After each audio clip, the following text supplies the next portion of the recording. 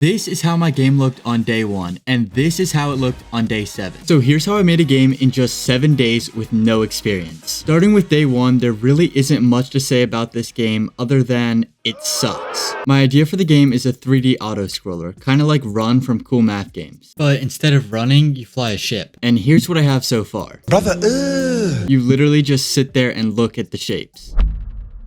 After a rough day 1, I spent day 2 learning about how to control the player, and I set up a box that could move with the arrow keys. This is definitely some good progress compared to day 1, but it's still pretty shit. Instead of bumping into the other shapes, it would just move right through them, so I clearly had a lot of work to do before I could call this a game. On day 3, I changed the player from a cube to a cylinder because I wanted the player to drive a rocket ship. I created a basic map with a goal and some obstacles, and I added physics so that bumping into an object actually affected you. Finally, I coded it so that touching a red object would reset you, and touching a green object would complete the level and send you to the next one. Obviously, it's still very bare bones, but make sure to stay for day 7 where everything gets polished and the game really shines.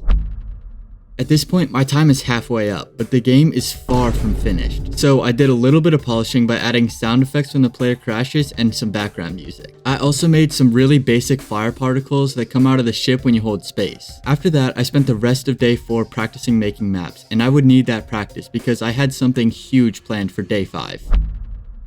You probably noticed that every level I've built so far has been in 2D, but at the beginning of the video I said, my idea for the game is a 3D auto-scroller. So today I've tried to make code for the player to be able to fly freely in 3D space. And wow, this was way harder than I thought. It took me a couple hours and it still wasn't working. So I told myself I would try again tomorrow. I really didn't want to do this because I was already running out of time and the game was still pretty shit. So before I went to bed, I worked on the player model and told myself that tomorrow I was gonna lock in.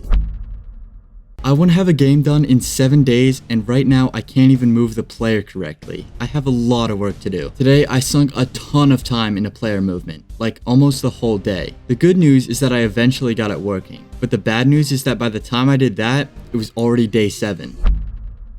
All the coding was finished, but I still had to make the levels, and I had to do it fast. I wanted to be creative, so for the first one I made a cave. I started by making a crystal model, and I imported a rock texture for the ground and walls. I added some colored lights to make it look like the crystals were glowing, and then I changed the overall lighting of the level to make it super dark. Then I added a texture to the finish line so that instead of a big green square, it was actually a finish line. I also took some explosion particles and applied them when the player crashes so it looks a little bit more realistic. And here's how everything turned out. I'm actually really happy with this, and I think the lighting made a huge difference. But my goal is to have 3 levels, so we still have a lot of work to do. The next level I made was in space. Here, the obstacles are way more difficult because they move. I also added a sun that acts as an obstacle and helps light up the area. I took a picture of some stars from Google and just put that on the walls, ceiling, and floor, so it felt like you were really in space. And for the third and final level, I wanted to make it difficult. That's why I created the most visually confusing level I possibly could. In this level, everything shares the same texture as the finish line, so you have no idea where you're going. And unlike the other levels, you have no light here, so it's even harder to judge how far away something is. And with that, my game was finished. It wasn't perfect, but considering where day 1 was, I'm really happy with how this turned out. If you made it this far, thank you for watching.